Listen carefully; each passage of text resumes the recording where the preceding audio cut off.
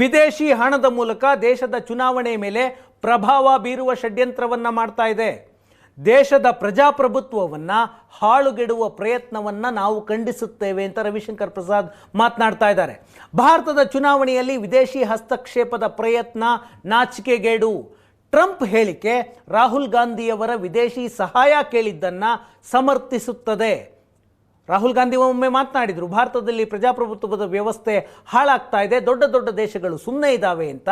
ಆಗ ವಿವಾದ ಆಗಿತ್ತು. ಅದನ್ನು ರವಿಶಂಕರ್ ಪ್ರಸಾದ್ ಉಲ್ಲೇಖ ಮಾಡಿದ್ದಾರೆ. ಗಾಂಧಿ ಸಿದ್ಧಾಂತವನ್ನು ಪಾಲಿಸ್ತೇವೆ ಎನ್ನುವ ರಾಹುಲ್ ಗಾಂಧಿಯವರ ಪಕ್ಷ ಇಷ್ಟು ಕೆಳಮಟ್ಟಕ್ಕಿಳಿದಿದೆ ಅಂತ ರವಿಶಂಕರ್ ಪ್ರಸಾದ್ ಮಾತಾಡ್ತಾ ಇದ್ದಾರೆ. ಕಾಂಗ್ರೆಸ್ ಈ ವಿಷಯದಲ್ಲಿ ಅವರದ್ದು ಒಂದು ಸ್ಪಷ್ಟನೆ ಇದೆ. ವಿದೇಶಿ ದೇಣಿಗೆ ಬಗ್ಗೆ ಡೊನಾಲ್ಡ್ ಟ್ರಂಪ್ ಅವರ ಹೇಳಿಕೆ ಕೊಟ್ಟಿದ್ದಾರೆ.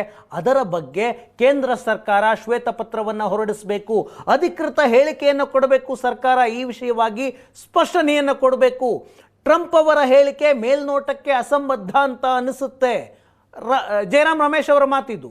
USAID ಬಗ್ಗೆ ಮೋದಿ ಸರ್ಕಾರ ಮತ್ತು ಟ್ರಂಪ್ ಸರ್ಕಾರ ಸ್ಪಷ್ಟವಾಗಿ ಮಾಹಿತಿ ಕೊಡಬೇಕು. ಕೇಂದ್ರ ಸರ್ಕಾರ ವೈಟ್ ಪೇಪರ್ ರಿಲೀಸ್ ಮಾಡಬೇಕು ಅಂತ ಜಯರಾಮ್ ರಮೇಶ್ ಒತ್ತಾಯವನ್ನ ಮಾಡ್ತಾ ಇದ್ದಾರೆ.